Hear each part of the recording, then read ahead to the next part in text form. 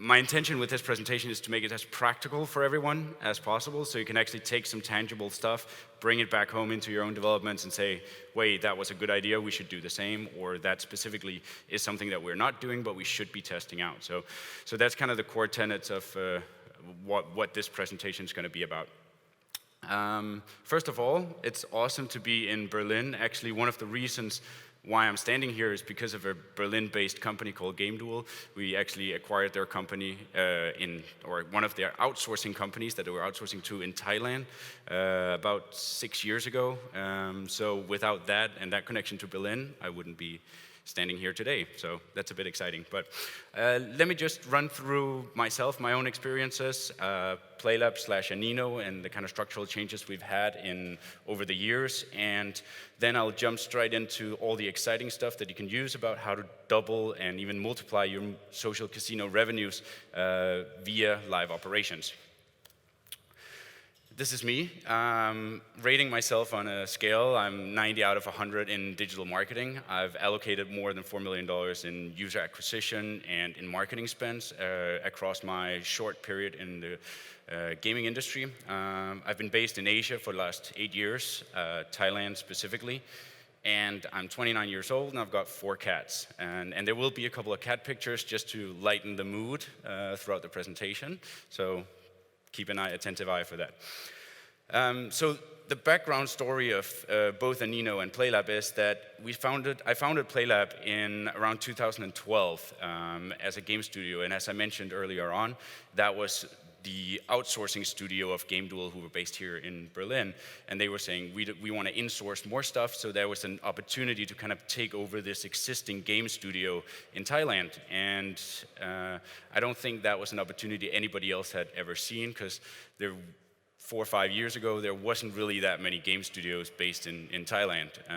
So we saw it as a good opportunity to kind of jump straight into an industry that was growing and still is growing, the mobile games industry. Then we launched one of our first titles called Juice Cubes, which is very successful by 2013. Until now, we've amassed more than 30 million downloads across multiple platforms, top 100 grossing, both Apple and Google for 5 and 6 consecutive months. Very successful titles. And with that growth, we kind of thought, how can we expand more on both our team in Bangkok? As we grew that team there, we realized there are some structural things with hiring people and whatnot. So we ended up acquiring a studio in Philippines, which was called Anino Games. It was the oldest standing studio in Philippines. They've been around literally, I think, 13, 14 years by now. So they're the first studio in Philippines to do games and develop games, and they've worked with a lot of the big publishers. So we acquired them in 2014. Then 2015, we raised a Series B, which was the first outside funding we ever got in Playlab. Really great investors, Monk Hill Ventures. They're probably some of if not the best investors I've ever worked with. And then in 2016, just a month ago, we actually did an internal spin-off of that studio to focus even more on social casino. So that's kind of the mindset that I'm coming into this presentation with as well. And I'm the CEO of Anino, which all we do and have been doing for the last year and a half is social casino games. So that's kind of the background for how we've approached both live operations in our casual games in Bangkok and with Playlab, and then how we do it with our social casino games in our Anino studio in Philippines. Before I jump into it and show some of the results we've had, the biggest issue that a lot of the social casino studios are having, and even indie developers, is that they don't try to sell enough. So you're getting a lot of users, but you're not really focusing on selling. Before I jump further, how many of you guys are actually social casino developers? Just raise up your hand. Okay, so about a little bit more than half. Who are not in social casino? Okay, 20%. Okay, good. So a lot of this is catered to new people in both the games industry, but also for new social casino studios and when you're doing your own development and involved with that. So questions you should be asking yourself is, if you don't have deep analytics in your game, that's probably one of the first things I'd recommend. So you can answer some of these high-level questions. How are my whales, for example, spending differently than my non-paying users, or my minnows that are only spending $10, $20, $30? How are they spending differently than the users that are spending $1,000 a month in your social casino game? What is the spending patterns of your biggest spending whales? Because all of these analytics and these questions, they need to be answered within your game. There's some general metrics that I'll jump into later on, but it's a fraction, actually 0.2% or about there, of your users that account for 50% of your revenue. And this is especially true in social casino as well. So you really want to make sure that you understand how that very small percentage of users are spending within your game and what they're buying and when they're buying. In terms of live operations, this is of some of our own experiences with running live campaigns. As you can see, the red tops are when we're not actively running campaigns. This is from December. And then we started actively running campaigns over the Christmas holidays. We were running Christmas offers, 14 days of Christmas, up to Christmas and over Christmas. And then the last spike at the end of it was our New Year's promotion. So we can definitely see that there's an increase in the spending per daily active user when we are actively running campaigns. Make sense? And I'll be digging more into that on how we actually run those campaigns, and because I want to make it relevant for you guys. So how do you guys do that? Basic stuff first. 54% of your users, they buy a second time within the first hour of purchase. This is a stat from Amazon, but from our own analytics, it's pretty fitting with our behavior of users. That's why in our social casino, and I think a lot of other of yours as well, we have an initial offer for the first session when the user comes in, where we can convert them basically on a $1 or a $2, because then after we've converted them, then we know that the chances of converting them again within the first hour of that session is around 50 or 54%, exactly from Amazon's side. As mentioned earlier, 0.2% of your users, they account for 50% of your revenues. So keep these kind of industry knowledge metrics in mind as I go through the process. General conversion to paying users is somewhere between 0.5 and 5%, depending on the platform, country, source of where you're buying those users or those social casino players from. Some sources are obviously going to be great, some are not going to be so great. And again, country, very dependent on that. This is an Amazon from an Amazon study they did across all of their games, was that almost all the top 100 grossing games, they have more than 7 different types of sellable items. So just selling currency within your social casino game and nothing else is probably not the best strategy to getting into the top 100 grossing charts. So how do you actually practically get to run live operations with this in mind? You need a design, you need a placement, you need a tool, and then you need analytics to basically figure out how these things are going. I've attached here a bunch of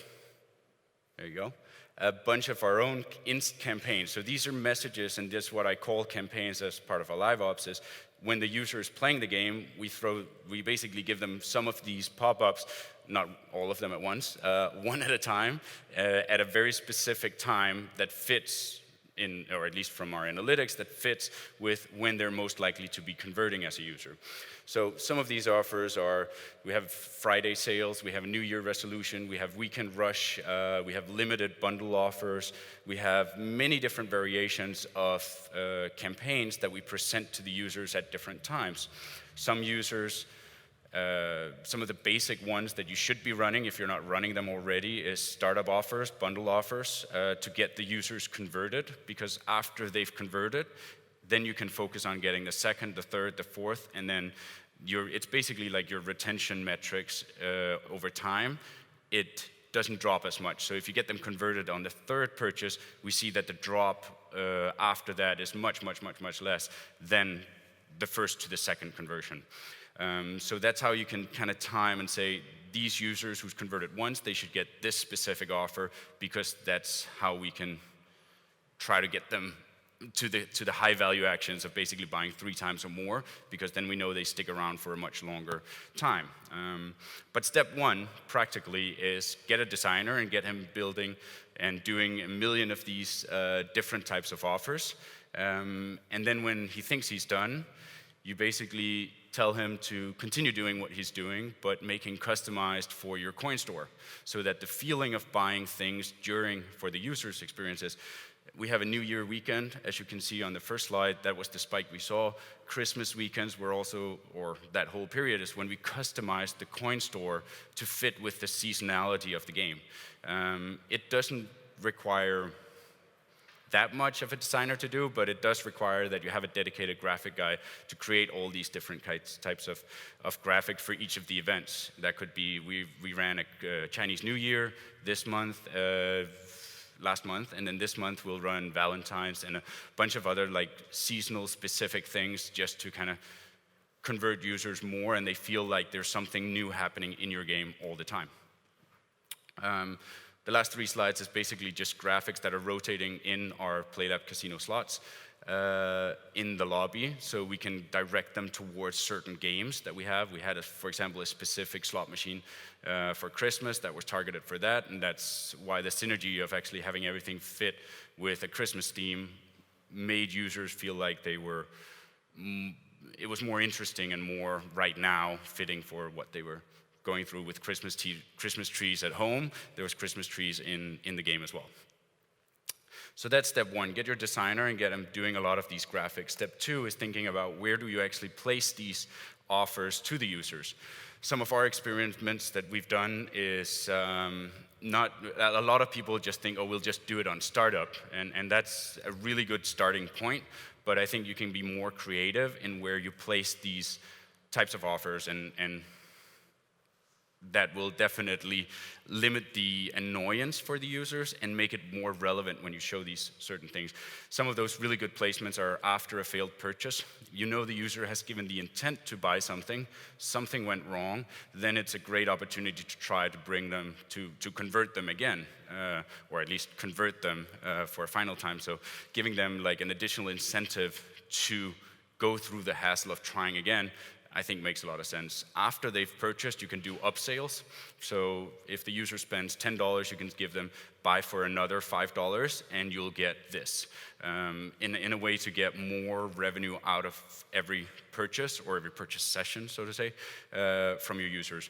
Obviously, when you're out of currencies in your social casino, obvious point to say, hey, here's an offer, lobby, great time. One of the things we experimented with as well was a specific time after coming into the game. So through our analytics, we have analytics from A to C in the game, so we could see that on average, if they were playing one game or another game, we could say that when they come back to the lobby for the second time after having played the first game, coming back, that's a good point for us to say, hey, there's still an offer and it's customized, that you don't see it on the first time you're in the lobby, but you see it on the second or even on the third time you come back to the lobby as that session, because you know the longer it takes, the more probability, if our mathematicians are right about their RTPs, then they will have less and less coins at that point. So closing of the coin store, a lot of best practices, a lot of the bigger top grossing casino games are already doing this. And of course, place it as a startup newbie offer is basically just have a very, very, very good offer to convert users, because as soon as you know they have a credit card, then you can start emphasizing on retargeting and you can start focusing on everything else around that. So getting them converted as soon as possible is generally a good tactic that we've experienced. So once you have some graphics, you have a placement, then you need a tool. There's tons of tools out there that can help you with managing when to show these campaigns and who to target these campaigns to. Personally, we're using Swerve, and Delta DNA is a good comparable. Lean Plum, I'm sure Game Analytics, and there's a ton of other companies that are capable of helping you with this. And I think you should do your own research on what fits for your game company, whether you need analytics or if you don't have that already, then that's a prime importance as well. But figure out a tool so you can manage all of these campaigns that you will be running. You could also hard code it, but as I mentioned, don't recommend that because you will be iterating, you'll be testing a lot of things, which brings me to our own analytics system here, where we track all of the different campaigns that we've run through a period of time, where we track how many impressions per user did this specific campaign get, what's the click-through rate, what's the unique click-through rate for those users that got to see it, and how many conversions did we get out of each of these campaigns that we ran. And with that information, we can see that, same as in most other principles, the Pareto principle, the 80-20 principle, and the rule, that it's about 20% of our campaigns that generates 8% of the conversions and sales. Very valuable information for us to know, so we can emphasize on how do we optimize our conversions on this specific offer, and how can we reuse those learnings as we move forward. So make sure you have analytics that can give you that insight into what's working and what's not working when you are showing these campaigns to your users. And if you can get the last part, which actually took us a while, but to get the conversions of who buys what, that's, if not the most important metric when you are showing things, because then you can quantify what the value of running these campaigns are. So there's a math going into all of this. There you go. This is an example, but basically, if you have 10,000 DAUs, you show 2 impressions per user, you get a 5% conversion or click-through rate. That means 1,000 of those users will click on it, and then you get a 5% conversion rate that makes you actually, for a $10 offer, if you show that to all your 10,000 users, you get $500 out of it, which equates to a 0.05 ARPDAU increase. And if you calculate that all the way back through, instead of, for example, in comparison to running rewarded videos or other revenue streams that you can run in your game, then in this case, theoretical case, it adds up to about $40 eCPM. So that's how we're thinking about the relevancy of the impressions. And this is when you're targeting your whole user base. When you're targeting, for example, only paying users, you can get conversions that are way, way, way, way higher than 5%. In some of our targetings, when we have repeat buyers, for example, users that bought more than 3 times, we can get conversion rates upwards of 80%. From an impression. So it's really effective once you go down to a very, very granular level and focusing on your spending users from that. So, in short, get a design, figure out a placement, figure out a tool, and then make sure you track all of it within your game so that you can keep reiterating and rinsing and repeating on this process, because you won't get it right the first time. This is a continual process. For us, we have a dedicated live operations team, which includes our user acquisition for retargeting purpose as well, but it's managing all of our campaigns, it's setting them up, it's looking at the analytics, it's our designers. We actually have 3 designers doing different types of graphics across the game, both on iOS and Android and on Facebook. So that's our experience from actually what's really working. A last couple of points is if you want to increase revenues more, you can use video ads. We've experimented with it, both good and bad. Make sure it's not too invasive for the users, because with the current CPIs that you're paying for users, throwing them off to another game doesn't make a lot of sense. But if you target it specifically, so for example, users that have played more than 2 hours or 10 hours or 100 hours in your game but haven't converted, then it might be a good idea to start showing them ads, because you probably won't be able to convert them if they haven't converted by a certain time, and that depends on your game and the metrics that you see from that. Give the offer at the right time. Don't spam users, because if you're just throwing a million offers out of it, that's why we track the impressions per user, so we can see how many times are we actually throwing these offers at the user, at that specific user. And be thoughtful of each of the targetings for your campaigns so that they don't all overlap. So you have paying users, paying users, paying users, paying users, and you show 5 different campaigns, then that same paying user will see those 5 campaigns. So think a bit about, do some thinking about how not to make sure it all overlaps and that you're getting the right in-app message to the right audience as well. One of the mistakes we also did was don't cannibalize your users. We were, in some cases, because we got so excited about throwing in-app messages and we saw we put one up and we'd make revenue from it, we were like, yeah, that's great, keep doing that. We also realized that we were cannibalizing our users. So some of our users who were comfortable buying $25 a package or $50 a package, we were suddenly giving them $10 packages and they would buy that, get more volume, get more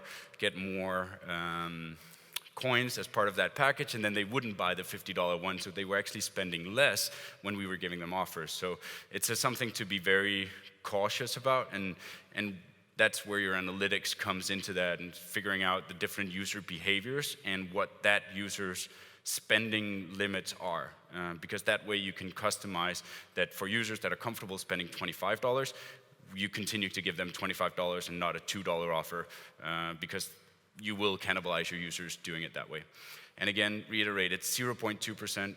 That varies, of course, in different categories, but approximately 0.2%, they account for 50% of your revenue. So again, focusing on your paying users is all you need to do and retain them to recoup your spending costs on marketing. That's it. Any questions on this regard?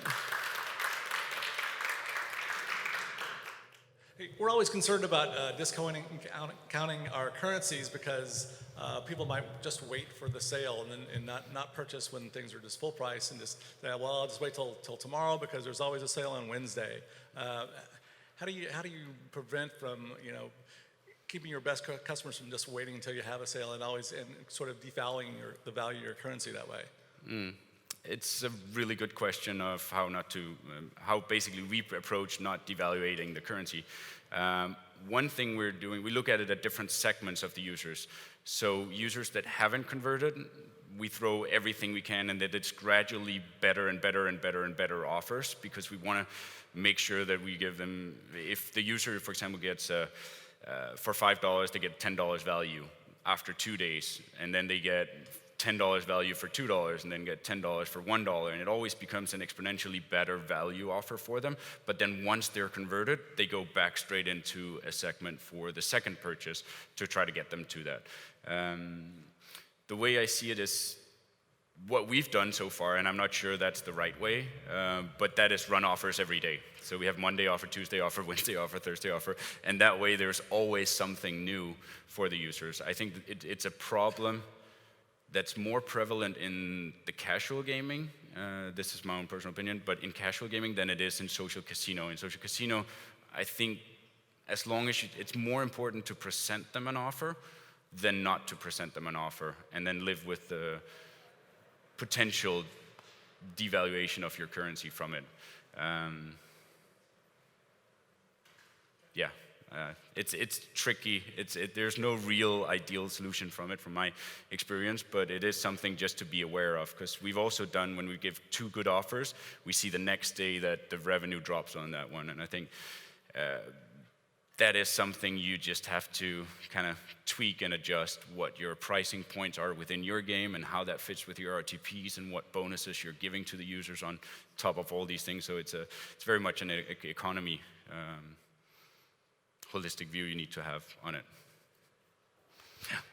Hi, thanks a lot, quite interesting. So I'm actually not from the casino industry, we are from the trading industry, and you showed the stats that 0.2% actually generated approximately 50% of the revenue. We have quite the same pictures, so do you have like a strategy how to scale this type of users, how to get more of it, or just what is the strategy to get more big whales in your case? I think well, whales, they come from volume, the way I see it. So out of a certain volume, you're bound to get some whales. And you can get really lucky or you can get unlucky. And I think the best practices that I think most people are using, they take your existing whales, put them into a Facebook custom audience, then do a lookalike of that, and then target those users. But I think that's what all social casinos are doing. So it's the same users that you're bidding for, so it obviously costs more. But that, I think, is the best approach to try and get whales right now. Get an existing user base and of your whales and get a good understanding of who these people are, like demographically, and then just target those users. Because you can't, I don't think you can, in some cases you maybe can, but you can't predict this user is going to be a $25,000 whale coming into your game until you have targeted them and they've come into your game. Then you can see it from their behavior. But so this is a kind of probability thing, right? So as much traffic as possible, and then someone will convert to a big whale. If your game or your trading platform is good enough and it's built to convert, then you will see your conversions happening. And out of the 3% or 5% or 2% or whatever it is of your users that convert, there's a percentage of that will just continue spending. And that's what you should be, in order to justify the spending on marketing, that's what you need to emphasize on, so that you actually have users that are spending 25, 30, 50,000 or even more on your, that the game is optimized towards that, because that's the only way you can offset the marketing cost you have for bringing in volume of users. Okay, thanks. Yeah. Due to time, we're going to go ahead and have to stop questions, but if you do have any more, please see Thomas outside. I'm sure he'll be happy to answer them. Thank you so much, Thomas. Yes, thank you very much.